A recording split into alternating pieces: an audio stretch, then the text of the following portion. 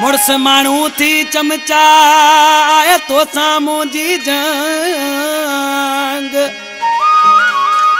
ओ मुड़स माण्हू थी चमचा आए तो साम्हूं जी जंग ओ ॾाढो कयो अथई तंग ऐ ज़फ़र हिन जमालीअ खे अल्लाह। आशिक़ जी पंहिंजे महू खे अदा गुलाम नबी खोसा भाऊ शौकत खासकिली फरमाशा हैदराबाद का मुझो भा शौकत पालारी जो गुलाम नबी खोसे जो प्यारो दोस्त आ। आशिक़ पंहिंजे महू खे चए थो चमचे के तो चए चमचा ने होशियार थी जा पंहिंजा पेर पका कजा तो नांगन खां वेर विधो आ पर आशिक़ न खां चमचे के दाबो दे ओ मुड़स माण्हू थी हाणे तू तो साम्हूं जो जहिड़ो वा मुड़स माण्हू थी हाणे तू तो साम्हूं जो जहिड़ो वा प्यार जी ॿोली नथो सम्झी तूं प्यार जी ॿोली नथो सम्झी कम कयो तो अहिड़ो वा मुड़स माण्हू थी हाणे तू तो साम्हूं जो जहिड़ो वा मुड़स माण्हू थी हाणे तू तो साम्हूं जो जहिड़ो वा चमचा पेर पका कर होशियार थी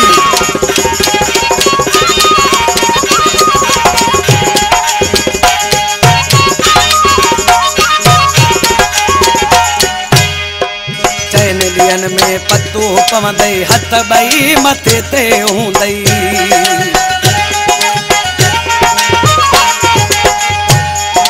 चैन ॾियन में पतो पवंदई हथ ॿई मथे ते हूंदई तुझे पारा तो केर वचे तुझे पारा तो केर वचे ॾिसां उहो माण्हू कहिड़ो वा मुड़स माण्हू थी हाणे तूं तो साम्हूं जो जहिड़ो वा मुड़स माण्हू थी हाणे तूं तो साम्हूं जो जहिड़ो वा।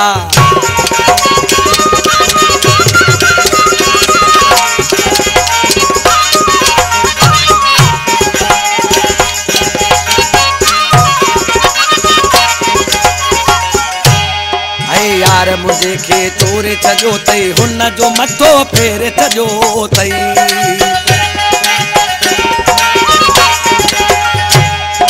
यार मुझे खे चोरे छजो तई हुन जो मथो फेरे छजो तई मूंसां ठुप ॻाल्हाए लथो मूंसां ठुप ॻाल्हाए लथो हाणे थी वियो टेढ़ो वा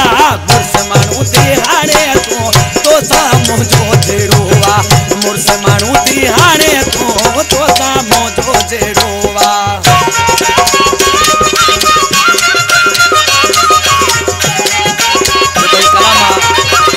सतार जमाली जेको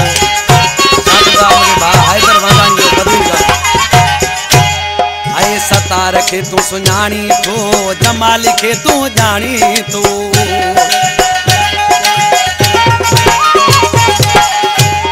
आए सतार खे तूं सुञाणी थो जमाली खे तूं ॼाणी थो ओ मूं वटि माण्हुनि जो मेड़ो वा मूं वटि माण्हुनि जो मेड़ो वा मुड़स माण्हू थी हाणे तूं तो साम्हूं जो जहिड़ो वा मुड़स माण्हू थी हाणे तूं तो साम्हूं जो जहिड़ो वा प्यार जी ॿोली नथो सम्झी तूं प्यार जी ॿोली नथो सम्झी कम कयो तो अहिड़ो वा मुड़स माण्हू थी